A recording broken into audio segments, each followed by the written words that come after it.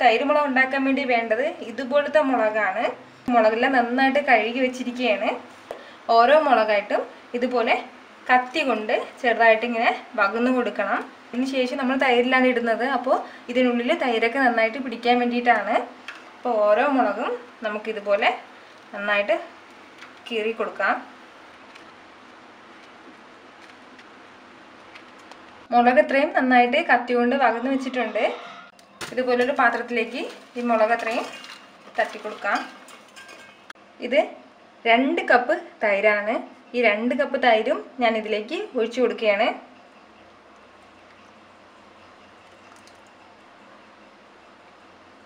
പരലുപ്പാണ് ചേർക്കുന്നത് ഇതിൽ.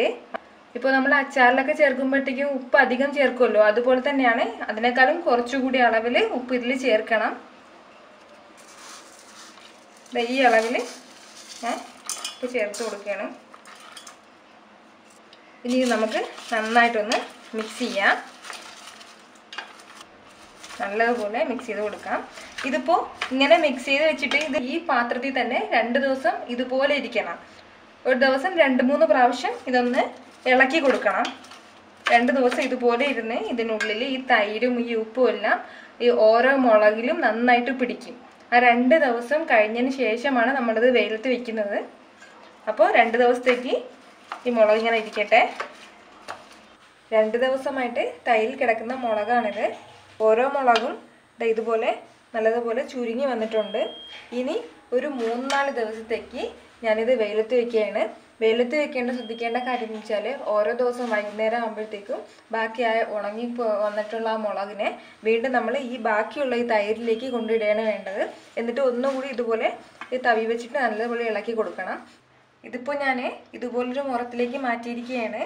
ഇനി ഒരു 4 ദിവസത്തോളം വെയിലത്ത് വെച്ച് നല്ലതുപോലെ ഉണക്കിയെടുക്കണം.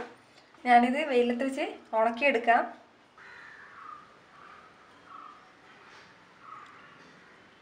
ഇതിപ്പോൾ 4 ദിവസമായിട്ട് വെയിലത്ത് വെച്ച് ഉണക്കിയെടുത്തതാണ്.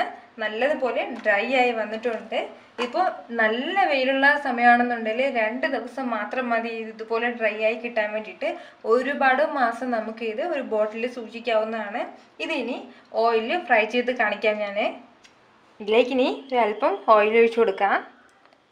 മുളക് ഫ്രൈ ചെയ്യാനുള്ള ഓയിൽ മാത്രം മതിയാകും.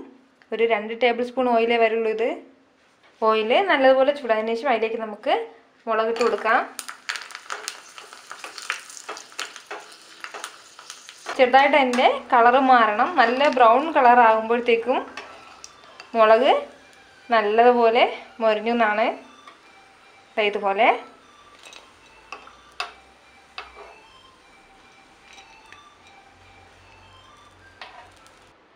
തൈര് മുളക് സൂപ്പറായിട്ട് റെഡി ആയിട്ടുണ്ട്. ഇങ്ങനെ ഫ്രൈ ചെയ്തെടുത്ത മുളക് നമുക്ക് ഒരു ബോട്ടിൽ സൂക്ഷിച്ച് വെച്ചിരുന്നാലും അത് ഒരുപാട് നാളിരിക്കും.